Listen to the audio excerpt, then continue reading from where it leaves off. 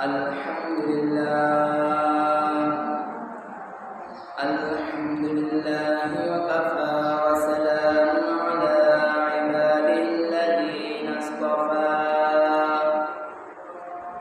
أما بعد فأعوذ بالله من الشيطان الرجيم بسم الله الرحمن الرحيم وما أرسلناك إلا رحمة للعالمين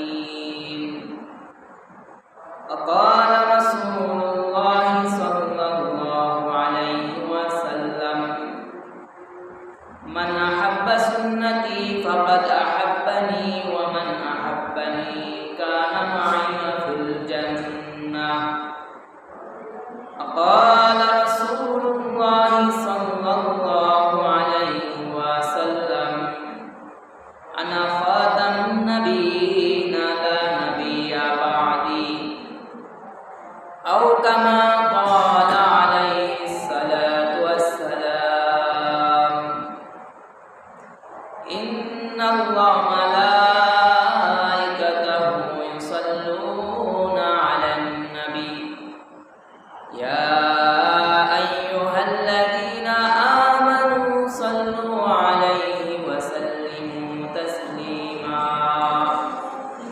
اللهم صل على محمد وعلى آل محمد كما صليت على إبراهيم وعلى آل إبراهيم إنك حميد مجيد اللهم بارك على محمد وعلى آل محمد كما باركت على إبراهيم وعلى آل إبراهيم إنك حميد مجيد بلغ العلا بكماله كشف الدجى بجماله حسنت جميع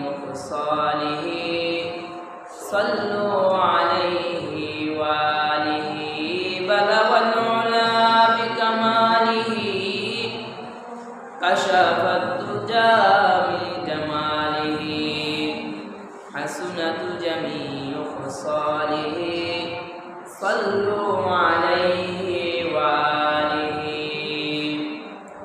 روح حسن مصطفى روح حسن مصطفى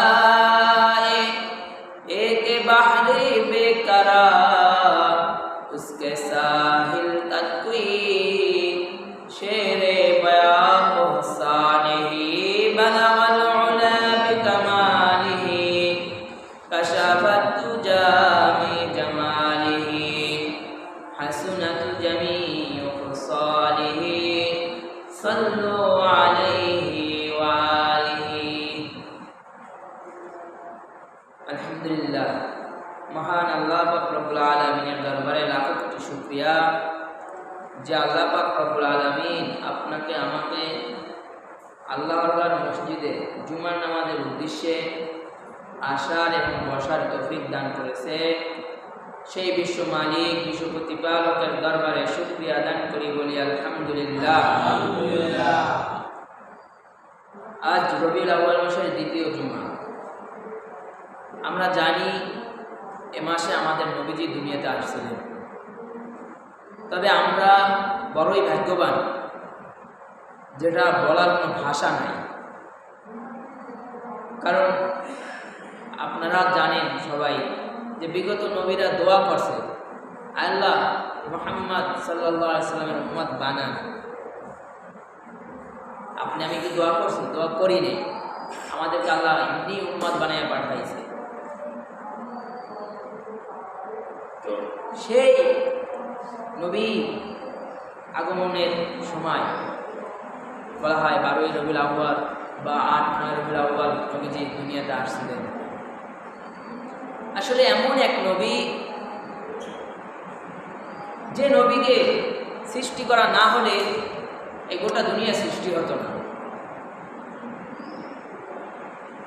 আমরা এমন এক নবীর উম্মত, শুধু কি আমরাই আমার নবীর উম্মত? আমার নবী কি আমাদেরই নবী? শুধু আমাদের নবী এমন এক নবী, কিয়ামত পর্যন্ত যত হিন্দু, খ্রিস্টান, বৌদ্ধ আসবে, এদেরও আমার নবী নবী। এরা মানুক আর না মানুক, এরা আমার নবীর অনুসরণ করুক আর না করুক, এই জন্য তাদের জবাবদিহিতা করতে হবে যে মুহাম্মদকে পাঠাইছিলাম, অনুসরণ করো নাই, কিন্তু তাদেরও নবী। আমার নবী এমন এক নবী, মাছেরও নবী, গাছেরও নবী, নদীরও নবী, গোটা জমিনে যা কিছু আছে প্রত্যেকটা বস্তু, প্রত্যেকটা প্রাণী, প্রত্যেকটা জিনিসের আমার নবী নবী। এই দুনিয়ারও নবী আমার নবী। আবার বলা হয় আমার নবী এমন এক নবী, আসমানেরও নবী। আমার নবী এমন এক নবী, গোটা ফেরেশতাদেরও নবী। এমন এক নবী যে ফেরেশতাদেরও নবী। আবার আমার নবী এমন এক নবী, যে নবী বাবা আদম আলাইহিস সালাম হতে যত নবী দুনিয়াতে আসছিলেন, ঈসা আলাইহিস সালাম, মুসা আলাইহিস সালাম, ইলিয়াস আলাইহিস সালাম, লূত আলাইহিস সালাম, নূহ আলাইহিস সালাম, মুসা কালিমুল্লাহ, ইব্রাহিম আলাইহিস সালাম, ইসমাঈল আলাইহিস সালাম, যত নবী আসছে সকল নবীদেরও নবী আমার নবী। তো সেই নবীর উম্মত বানাইছে। যেমন ধরেন বাবা একটু নেতা, এটা কোনো রাজনীতির কথা না, বাবা কি নেতা, এমপি, একজন এমপি। তো অন্য জায়গায় যাই বলতে একটু ভালো লাগে না? আমি এমপির ছেলে, আমি এমপির ভাই, গর্ব করে বলে না এটা? যদি ভাই এমপি হয় তাহলে সেটার যদি গর্ব হয়, বাবা যদি এমপি হয় সন্তান হিসেবে সেটা যদি গর্ব হয়, এমপি যদি স্বামী হয়, স্ত্রীর যদি গর্ব হয় যে আমার স্বামী এমপি, এমন গর্ব করি না আমরা? তাহলে এই দুনিয়ার এমপি আর কি, সারা দুনিয়ায় যা কিছু আছে সব কিছুর নবী আমার নবী, এটা কি গর্বের বিষয় নয়? ফেরেশতাদেরও নবী আমার নবী, এটা কি গর্বের বিষয় নয়? পুরা যত নবী আসছে সমস্ত নবী রাসূলেরও নবী আমার নবী, এটা কি গর্বের বিষয় নয়? সবচেয়ে আশ্চর্য আর নিয়ামত হলো এটা যে আল্লাহ পাক নামাজ পড়ে না, আল্লাহ রোজা রাখে না, আল্লাহ যাকাত দেয় না, আল্লাহ হজ করে না, কারণ আল্লাহ কোনো ইবাদতের প্রয়োজন আছে? সেই স্বয়ং রব্বুল আলামিন, রব্বুল ইজ্জত নিজেও আমার নবীর উপর দুরূদ পাঠ করে। সুবহানাল্লাহ। যে আল্লাহ কোনো ইবাদত করে না, সে আল্লাহ আমার নবীর উপর দুরূদ পাঠ করে।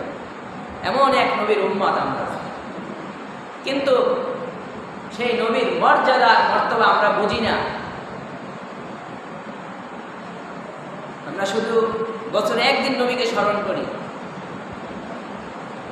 আমার নবী এমন এক নবী যিনি দুনিয়াতে আসার সময় অনেক আশ্চর্য ঘটনা ঘটেছে। বলা হয় আদম আলাইহিস সালাম যখন সৃষ্টি হইতেছে, নবীজিকে জিজ্ঞাসা করা হয়েছে সর্বপ্রথম কি সৃষ্টি হয়েছে? কোন কোন উলামায়ে কেরামের বলে প্রথম সৃষ্টি হয়েছে কলম, কলম সব তাকদীর লিখেছে। আবার কোন কোন উলামায়ে কেরাম বলে বা কেউ বলে যে নবীর নূর সৃষ্টি করা হয়েছে প্রথম। এই নূর আবার সবাইকে ভাগ করে দেওয়া হয়েছে। আমার নবীকে প্রশ্ন করা হয়েছে আপনি কবে থেকে নবী? বলে আদম আলাইহিস সালাম যখন কাদা মাটি, আমি তখন থেকে নবী। সুবহানাল্লাহ। আদম আলাইহিস সালাম সৃষ্টি হয় নাই, তখন থেকেই আমার নবী নবী। যেমন বলা হয় আদম আলাইহিস সালামকে জান্নাতে দেওয়া হয়েছিল, তার একজন সঙ্গীর প্রয়োজন হাওয়া আলাইহিস সালাম হাওয়া আলাইহিস সালামকে সৃষ্টি করে দুইজনকে একসাথে জান্নাতে পাঠায় দেওয়া হয়েছে। যাও তোমরা জান্নাতে বসবাস করো, জান্নাতের নেয়ামতগুলো তোমরা ভোগ করবা। আদম আলাইহিস সালাম, হাওয়া আলাইহিস সালাম জান্নাতের মধ্যে বসবাস করতেছে। ইবলিস তো আপনার আমার বন্ধু বর্তমানে। কেমন বন্ধু দেখেন, যে আদি পিতাকেই ধোঁকা দিছে। আল্লাহ জান্নাতে পাঠায় বলে দিছে, আদম ওইখানে ওই গাছে একটা ফল আছে, ওইটা খাবা না। আর ইবলিস হাওয়া আলাইহিস সালামের মাধ্যমে ওই ফল আদম আলাইহিস সালামকে খাওয়াইছে। আলাইহিস সালাম দিছে, এই জানছি নেন। ওই ফল খাওয়ার পরে আদম আলাইহিস সালাম এবং হাওয়া আলাইহিস সালামকে জান্নাত থেকে তাড়ায় দেওয়া হয়েছে, জান্নাত থেকে দুনিয়ায় পাঠিয়ে দেওয়া হয়েছে। প্রথম জান্নাতে গিয়েছে, ফল খাইছে, আল্লাহর কথা মানে নাই সেটা না, ভুল করছে। নিয়ম, দুনিয়ায় আসতে হবে। ফল খেয়ে দুনিয়ায় চলে আসছে, কারণ এই ফলটা খাইছে তো পায়খানার হাজত হবে, পেশাবের হাজত হবে। জান্নাত প্রস্রাব করার জায়গা না, পায়খানা করার জায়গা না।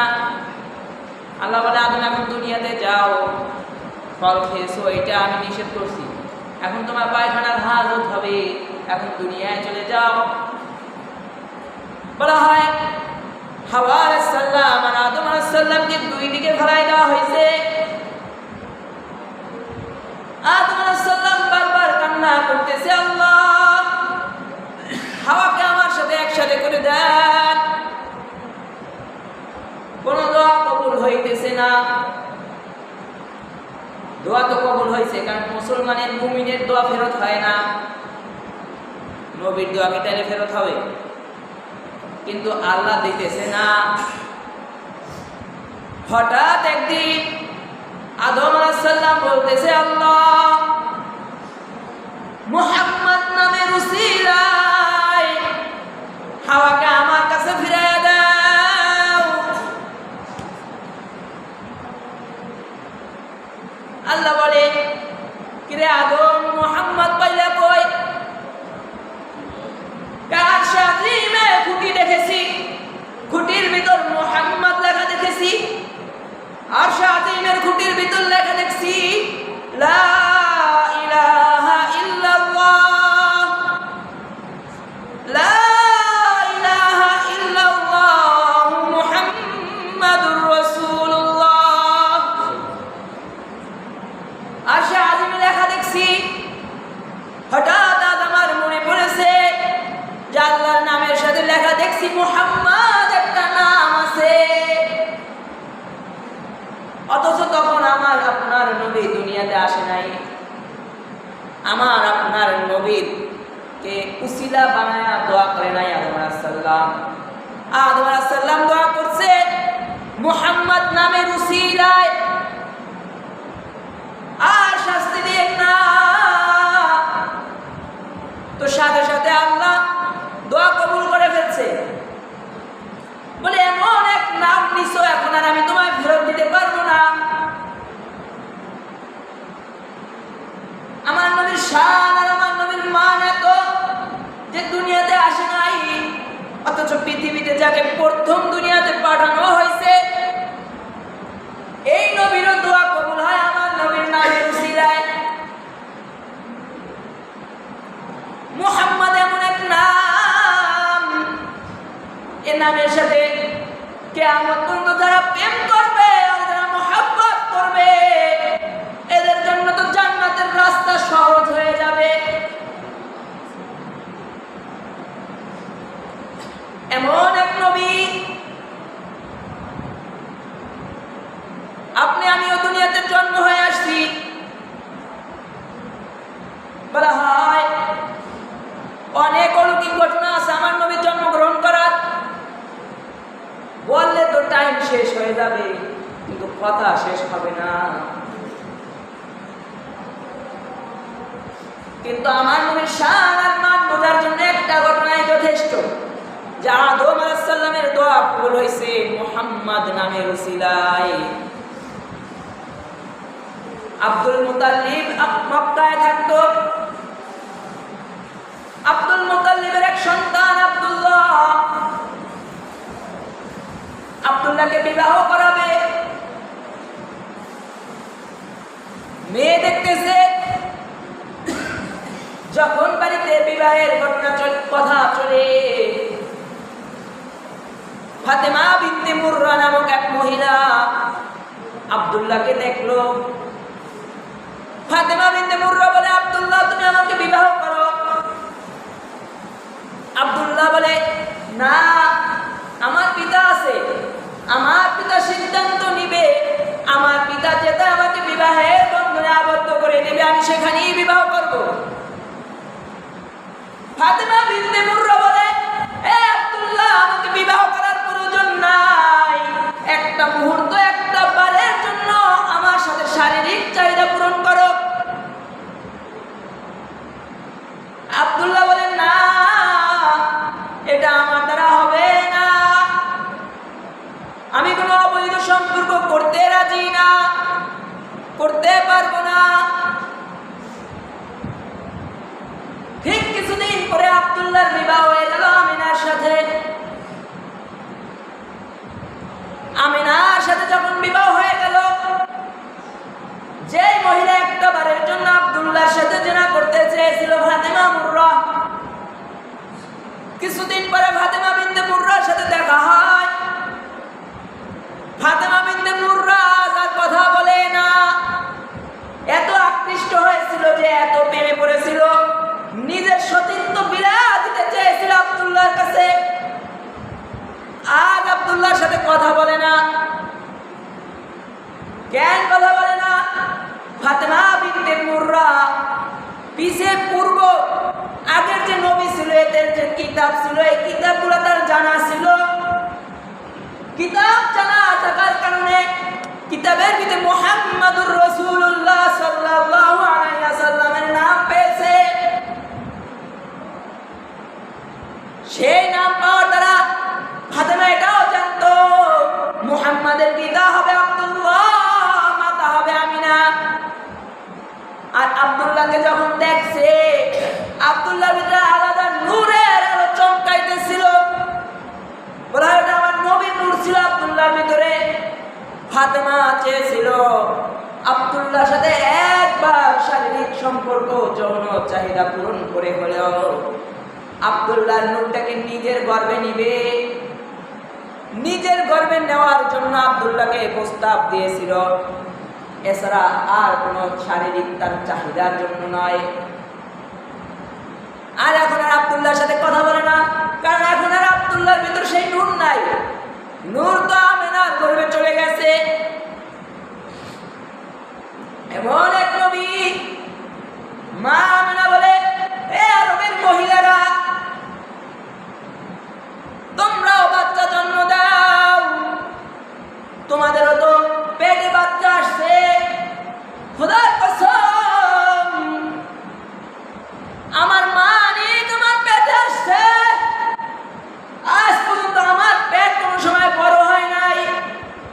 3 মাস 4 মাস 5 মাস গেলে মহিলাদের পেট বড় হয় না। পেট বড় হয়ে যায়, বোঝা যায় যে এটা গর্ভবতী মহিলা।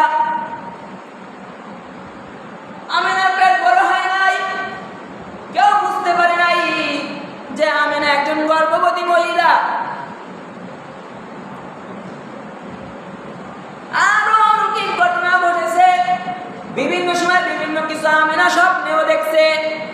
আমিনা বলে, সন্তান জন্ম হওয়ার 7 দিন পর তোমরা আকিকা কইরা তারপরে নাম রাখো।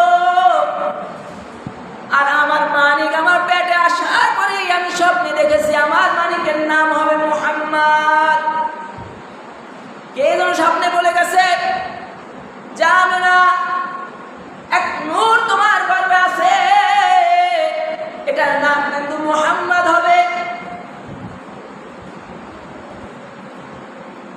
আমার নবী এমন এক নবী, বলা হয় বাচ্চা যখন জন্ম দেয় মা, যখন বাচ্চা বের হয়, প্রসব করে, ওই সময়ের কষ্ট ওই মহিলাই বুঝে কেমন কষ্ট। বাচ্চার জন্ম দেওয়া সহজ নয়, মহিলারা জানে এখানে কেমন কষ্ট হয়। এত কষ্ট হয় যখন বাচ্চা প্রসব হবে, সময় এসে যায়, মহিলা তার স্বামীকে পাশে রাখতে চায় সব সময়। কেন? যে মৃত্যুর সময় এসে যায়, মনে হয় যদি স্বামীকে একটু কাছে পাই। পাড়া প্রতিবেশী আত্মীয় স্বজন সবাইকে বলে, বাচ্চা প্রসব হবে, জানি না বাঁচবো কিনা, কোনো ভুল ত্রুটি হয়ে গেলে আমায় ক্ষমা করে দিও। আর আমেনা বলে, আমি একটু ঘুমের মতো করেছি, ঘুম থেকে উঠা দেখি আমার সন্তান প্রসব হয়ে গেছে। বলে আশপাশে কিছু লোক দেখতে পাইলাম, জিজ্ঞাসা করলাম তুমি কে? বলে আমার চিনবা না, আমি হাওয়া আলাইহিসসালাম। আবার আর একজনকে জিজ্ঞেস করে তুমি কে? বলে আমি ঈসা রুহুল্লাহ আলাইহিস সালামের মা মারিয়াম আলাইহিস সালাম। আর এক মহিলা পাশে থাকে, আমিনা বলে তুমি কে? বলে আমি ফেরাউনের স্ত্রী আসিয়া আলাইহিস সালাম, আমরা আপনাকে সহযোগিতা করতে আসছি। মা আমিনা বর্ণনা করে বলে বিন্দু মাত্র কষ্ট হয় নাই, নবী জন্ম দিছে। বাচ্চা জন্ম দেওয়ার পরে যেখানে বসে বাচ্চা জন্ম দেওয়া হয়, প্রসব করা হয়, রক্তে বিছানা মেখে যায়, পচা রক্তগুলো বের হয়, পচা রক্ত, দুর্গন্ধ রক্ত বের হয়। অথচ নবী মুহাম্মদ দুনিয়ায় আসছে, একটা ফোঁটা রক্ত বের হয় নাই, কোন দুর্গন্ধ বের হয় নাই। বরং আমার নবী দুনিয়াতে আসছে, বের হওয়ার সাথে সাথে এমন এক আলো হয়েছে, যে আরব থেকে ইরানের শাহী মহল পর্যন্ত দেখা গেছে। ইরানের এক হিন্দুস্তান ছিল, যেটা 1000 বছরে যার আলো জ্বলতেছিল, এই আলো নিভে গেছে মুহাম্মদ দুনিয়ায় আসার সাথে সাথে। আমার নবী এমন এক নবী, যিনি দুনিয়াতে আসছে, দুনিয়াতে আসা প্রত্যেকটা সময় তার মুজিজা প্রমাণ হয়েছে। এক সাহাবী থেকে বর্ণনা পাওয়া যায়, নবী তো জন্মগ্রহণ করেছে মক্কায়, মদিনা শহরে ইহুদিরা বলে আগের সব নবীর নবুয়তের যত কিতাব ছিল সব বাদ হয়ে গেছে, আজ দুনিয়াতে নতুন নবী মুহাম্মদ জন্মগ্রহণ করেছে। সাহাবী বলে তখন আমি ছোট ছিলাম, আমার বয়স 7-8 বছর বয়স ছিল, এই জন্য কথাটা আমার স্মরণ ছিল। আমার নবী এমন এক নবী, যে জন্মের পর থেকে তার ভিতরে বরকতে ভরপুর ছিল। আমার নবী এমন এক সময় জন্মগ্রহণ করে, বলা হয় আরবে দুর্ভিক্ষ চলতেছিল, আর তখন নিয়ম ছিল এক মহিলা বাচ্চা প্রসব করবে, অন্য মহিলারা দুধ পান করাবে। দূর থেকে মহিলারা এসে বাচ্চা নিয়ে যাইত, দুধ পান করাতো, বিনিময়ে কিছু অর্থ আদান প্রদান হতো।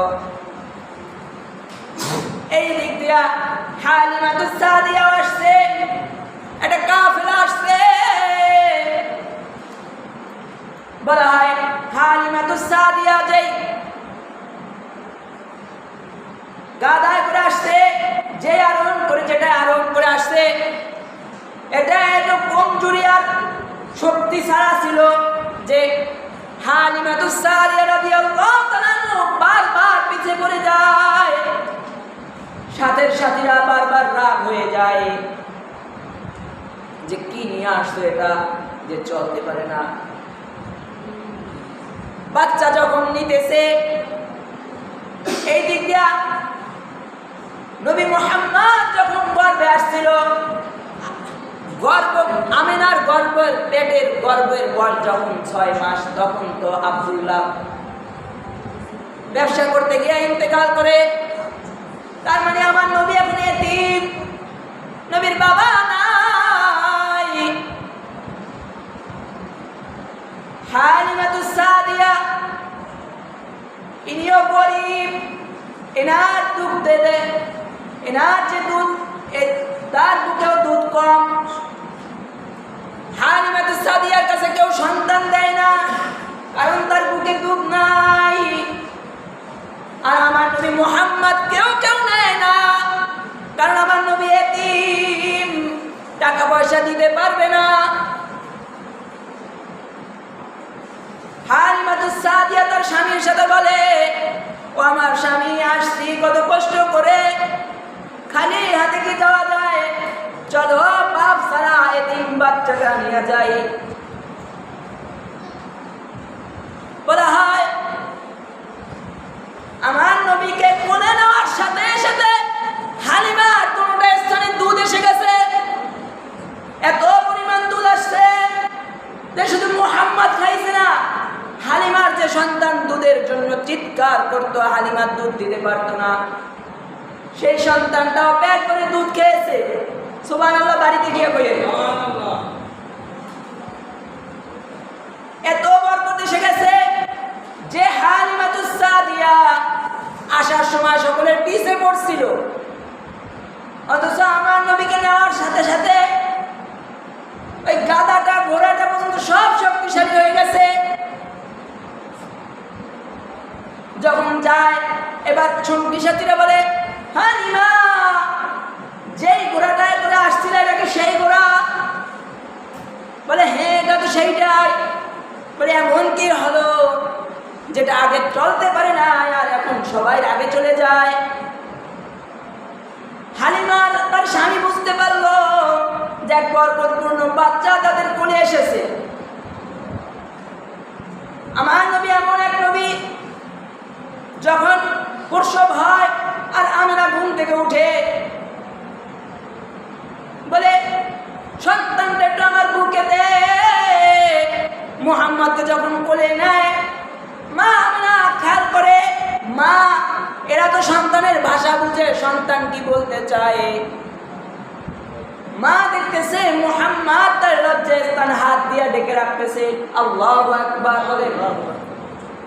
আমিনা বলে, আমার ঘর থেকে শাড়ির আঁচল ছিঁড়া লইয়া আমার মালিক তার লজ্জাস্থান কাউকে দেখাবে না।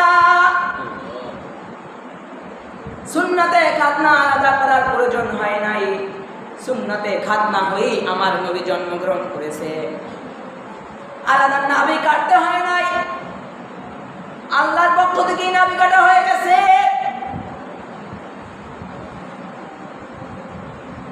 আলাদা নাভি কাটতে হয় নাই। আর যখন আমিনা বলে, যখন আসলি দিয়া মুহাম্মাদুর রাসূলুল্লাহ সাল্লাল্লাহু আলাইহি ওয়াসাল্লামের লজ্জাস্থান লিখে দেওয়া হয়, তখন আমিনা খেয়াল করেছে যে মুহাম্মাদের সুন্নাতে খাতনা করার প্রয়োজন হবে না। ঠিক হালিমাতুস সাদিয়া নিয়ে গেল বাড়িতে। দুর্ভিক্ষ চলতেছিল, কোনো ফসল ছিল না,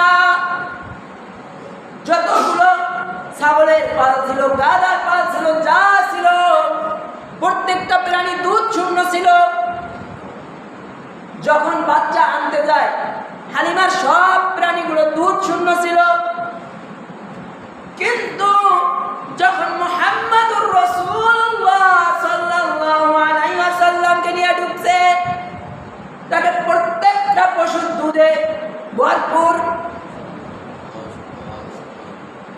প্রত্যেকটা প্রাণীতে এত পরিমাণ দুধ। অন্য আশপাশের প্রতিবেশীরা বলে, হালিমা তার পশুকে যেই মাঠ থেকে ঘাস খাওয়ায়, আমাদের ছাগল বকরিগুলো ওই মাঠে বাঁধতে দাও, ওই মাঠে বেঁধে আসো, ওই ঘাসগুলো আমাদের বকরিদের খাওয়াও। আসল কেরামত তো ঘাসের ভিতরে না, আসল কেরামত তো হালিমাতুস সাদিয়া কোলে করে মাঠের ঘাস খাওয়ায়, একই ঘাস খাইতেছে কিন্তু অন্য বকরিতে দুধ হয় না। অথচ হালিমার ঘরের পশুতে এত পরিমাণ দুধ হয় যা নিজেরাও খেয়ে শেষ করতে পারে না। এরপরে বলা হয় যখন অল্প একটু করে হাঁটতে পারে, সংক্ষেপে বলতেছি আমি যেগুলো আর কি গুরুত্বপূর্ণ হাঁটতে পারে আমার নবী, তখন হালিমাতুস সাদিয়ার কন্যা মুহাম্মদকে নিয়ে বের হয়েছে। বের হওয়ার পরে হালিমাতুস সাদিয়া বলে, কিরে এত গরম আর এত রৌদ্রের ভিতরে নিয়ে বের হয়েছিস কেন? কারণ আমার এই ভাইয়ের গায়ে রৌদ্র লাগে না। ওই যে তাকায় দেখেন একটা মেঘখণ্ড দেখা যায়,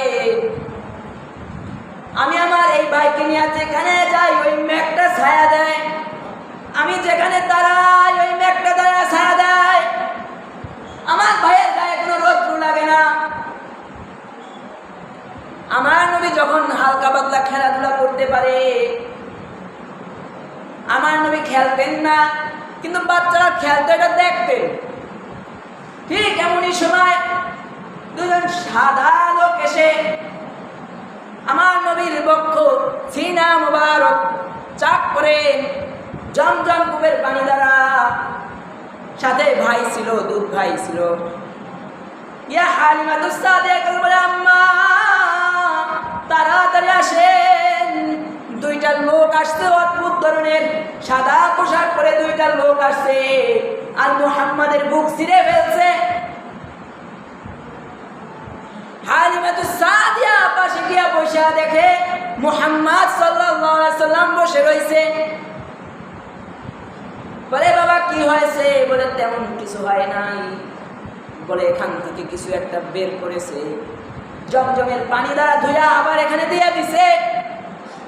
হালিমাতুস সাদিয়া সেলাই খুঁজে সেলাই দেখা যায় না। বলে, তুমি কি কষ্ট পেয়েছো? বলে, না আমার কোনো কষ্ট হয় নাই। তখন হালিমাতুস সাদিয়া একটু ভয় পেয়ে গিয়েছে। এর আগে তো দুধ খাওয়ানোর বছর শেষ হয়ে গেছে, ম্যাচ শেষ হয়ে গেছে। আমিনার কাছে নিয়ে গিয়েছিল, জানে না দুধ খাওয়ানোর ম্যাচ শেষ, কিন্তু তোমার সন্তানটা আমি আরো রাখতে চাই। আমিনা চিন্তা করছে সন্তানের বাবা নাই, থাক নেন। আর হালিমাতুস সাদিয়া এখন আমিনার কাছে সন্তান নিয়ে গেলে বলে, এই নেন আপনার সন্তান, ফেরত নিয়ে যান। মা আমিনা বলে, বড় শখ করে নিয়েছিলেন যে আপনি নাকি তাকে পালবেন, তাহলে এখন কেন ফেরত নিয়ে আসলেন? না বলতে চাইলেও জোরাজুরির কারণে হালিমাতুস সাদিয়া ঘটনাগুলো খুলে পড়ে। তখন মা আমিনা বলে, আমার সন্তান এমন এক সন্তান যে আমার গর্ভে আসার পর থেকেই আমি এরকম অনেক অলৌকিক ঘটনা দেখতে পেয়েছি। আমার সন্তান হবে এক মর্যাদাপূর্ণ সন্তান। নবী মুহাম্মদ যখন জন্মগ্রহণ করে, আব্দুল মুত্তালিব বাইরে এনে দেখে, বাবা মা আমিনা নিজে বাইরে এনে দেখে যে চাঁদ এখনো আছে, কিন্তু চাঁদের আলো আর নবী মুহাম্মদের চেহারার আলোর ভিতরে পার্থক্য আছে। চাঁদের আলোর চেয়েও আমার নবীর চেহারার আলো আরো বেশি। কারণ নবী মুহাম্মদুর রাসূলুল্লাহ সাল্লাল্লাহু আলাইহি সাল্লামের চেহারার উপর যখন পর্দা উঠে যায়, নবী একবার মসজিদে বসা, সাহাবী বলে কিয়ামত হয়ে গেছে, আসমানের চাঁদ মসজিদে দেখা যায়। আর এক সাহাবী বলে, কিরে ওই আসমানের চাঁদ তো আসমানেই দেখা যায়। বলে, তাহলে মসজিদে একটা চাঁদ দেখা যায়। ভালো মতো তাকায়া দেখা দেখে ওটা চাঁদ না, ওটা নবীর চেহারা। সাহাবী তখন বলে, এত সুন্দর চেহারা যে চাঁদের যে আলো এর চেয়ে দ্বিগুণ আলো আমার নবীর চেহারার ভিতরে। সুবহানাল্লাহ বলে। আমার নবী নবী আসছে, কত নিয়ামত নিয়ে আসছে, অথচ বাবা নাই, এতিম হয়ে আসছে। এটা দ্বারা ওলামায়ে কেরাম এটা বুঝাতে চেয়েছে যে বাবা থাকলে মানুষ বলতো বাবা তাকে এই উচ্চ পদে নিয়ে গেছে, বাবা নাই। এরপরে মা ছিল, 6 বছর বয়সে মা তার সন্তান মুহাম্মদকে নিয়ে নিজ বাবার বাড়িতে গেলেন। নিজ স্বামী মুহাম্মদুর রাসূলুল্লাহ সাল্লাল্লাহু আলাইহি ওয়াসাল্লামের পিতা আব্দুল্লাহর কবর জিয়ারত করলেন। আবার যখন শ্বশুর বাড়ির দিকে রওনা হলেন, আমার নবীর যখন 6 বছর বয়স, বলা হয় মক্কা আর মদিনা এর মধ্যবর্তী স্থান আবওয়া নামক স্থানে আমার নবীকে নিয়ে যখন আমিনা ওই জায়গায় আসে, আমিনা হঠাৎ অসুস্থ হয়ে পড়ে ওইখানে ইন্তেকাল করেন। শিশু মোহাম্মদ কান্দে, বাবা নাই, মরুভূমির ভিতরে মা হারা হয়ে গেছে। আর একজন সাথে ছিল, দুইজনে মিলে শিশুর বয়সী তো 6 বছর, কোন রকম মাকে ওই জায়গায় দাফন করে দিয়েছে। মা এখানে ইন্তেকাল করলে আমার নবীর দায়িত্ব নেয় তার দাদা আব্দুল মুতাল্লিব দায়িত্ব নেয়। কিন্তু আব্দুল মুতাল্লিব নবীজির 8 বছর বয়সের সময় মারা যায়। এরপর থেকে আবু তালিব আমার নবীর দায়িত্ব পালন করেন। হেদায়েত আল্লাহর হাতে। হুজুর ঘন্টাকে আলোচনা করলে হেদায়েত আসবে না। ইন্নাকা লা তাহদি মান আহবাবতা ওয়ালাকিন্নাল্লাহা ইয়াহদি মান ইয়াশা। নবীজির 8 বছর বয়স থেকে আবু তালিব নবীজির দায়িত্ব পালন করতেছে। আবু তালিবের ইন্তেকালের সময় নবীজি কানের কাছে যায় বলতেছে, চাচা একবার বলেন, আমি কাউকে বলবো না, একবার বলেন লা ইলাহা ইল্লাল্লাহ মুহাম্মাদুর রাসূলুল্লাহ। আবু তালিব বলে, বাতিজা আমি জানি তুমি সত্য নবী, কিন্তু আমি যদি এখন এটা গ্রহণ করি তাহলে আমার বাপ দাদারা যা আমল করছে এগুলোর উপর লাথি মারা হবে।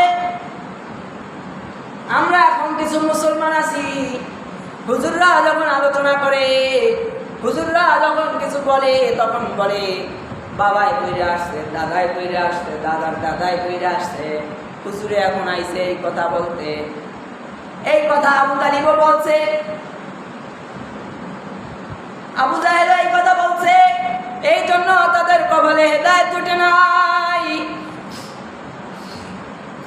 নবী তো শান আলার মান আলা একজন নবীর উম্মত হয়েছেন, যে নবুয়তের আগেই এত মর্যাদাপূর্ণ, এত বরকতপূর্ণ ভাবে জন্মগ্রহণ করেছে। এরপরে নবী আমার ব্যবসায়, তার চাচা তাকে ব্যবসার কাজে লাগায় দেন। মাঝখানে আরো কিছু ঘটনা আছে। খাদিজা রাদিয়াল্লাহু তাআলা আনহার ব্যবসা যখন আমার নবী দেখাশোনা করতে গেছে, খাদিজা রাদিয়াল্লাহু তাআলা আনহা বলে, আমার জীবনে ব্যবসায় এত পরিমাণ লাভ আর হয় নাই, আমি মুহাম্মদকে যেইবার পাঠাইছি ওইবার যত লাভ হয়েছে। এবং মুহাম্মদুর রাসূলুল্লাহ সাল্লাল্লাহু আলাইহি ওয়াসাল্লামের আমানতদারিতা দেখে খাদিজা মুগ্ধ হয়ে গেছে। খাদিজা মুগ্ধ হয়ে নিজেই স্বয়ং বিয়ার প্রস্তাব দিয়ে দিয়েছে। এই খাদিজা যিনি দুইটা বিবাহ করেছে, দুটা স্বামী ইন্তেকাল করেছে, দুটা স্বামী ইন্তেকালের পরে দ্বিতীয় স্বামী যখন ইন্তেকাল করেছে, তখন খাদিজা নিয়ত করছে আর বিবাহ করবে না, কারণ দুইটা স্বামী মারা গেছে। কিন্তু যে নিয়ত করছে আর বিবাহ করবে না, এই বৃদ্ধ মহিলা 40 বছর বয়স, এ মুহাম্মদুর রাসূলুল্লাহ সাল্লাল্লাহু আলাইহি ওয়াসাল্লামের আমানতদারিতা দেখে বলে, মুহাম্মদকে বিবাহ করতে চাই। মুহাম্মদ বলে, চাচা আছে তার সাথে কথা বলেন। চাচার কাছে প্রস্তাব দিলে বিবাহ বন্ধন আবদ্ধ হয়ে গেল। নাস্তিক আর মুরতাদ এ যুগে এসে দেখতেছে নবী মুহাম্মদুর রাসূলুল্লাহ সাল্লাল্লাহু আলাইহি ওয়াসাল্লাম 50 বছর বয়সে 6 বছরের আয়েশাকে বিবাহ করেছে। নবীর চরিত্র বা জৈবিক চাহিদার কারণে আয়েশাকে বিবাহ করে নাই, আল্লাহর পক্ষ থেকে আয়েশাকে বিবাহ করানো হয়েছে। আর যদি জৈবিক চাহিদার তাড়নায় বিবাহ করত তাহলে 25 বছরের যুবক কোনোদিন বৃদ্ধ 40 বছরের 2টা স্বামী যার ছিল এই মহিলাকে বিবাহ করত না, যদি জৈবিক চাহিদার তাড়নায় বিবাহ করত। এরপরে আমার নবী, আপনার নবী খাদিজা রাদিয়াল্লাহু তাআলার সাথে সংসার করতেছিলেন। নবীর যখন 40 বছর পূর্ণ হলো তখন আমার আপনার নবীর কাছে নবুয়ত আসলো। যেহেতু সময় বেশি হয়ে গেছে, আলোচনা বেশি করার দরকার নেই। যে পর্যন্ত বলা হয়েছে এর ভিতরে যা কিছু বলা হয়েছে যেগুলো আমলের, এগুলো আমার নবীর জীবনী, এগুলা এখান থেকে বলে শেষ করা যাবে না। ঘন্টাকে ঘন্টা তো ভালো, দিনকে দিন বললেও কি নবীর কথা শেষ হবে? নবীর কথা শেষ হবে না। অতএব নবীর সিরাতের বিষয় অনেক বই পাওয়া যায়, বাজারে অনেক বই পাওয়া যায়। ওলামায়ে কেরামের মাধ্যমে বই কিনে তারপর ওই বইগুলা নিজেরা পড়বেন এবং নবীজির জীবনীগুলা জানবেন। কারণ যার উম্মত তার সম্পর্কে জানার দরকার আছে না? এখান থেকে বললে শেষ হবে না বলা। যেটুকু বলা হয়েছে এর ভিতর যেগুলো আমলে, আল্লাহ তাআলা সেগুলো আমাদেরকে আমল করার তৌফিক দান করুন। বলুন আমিন।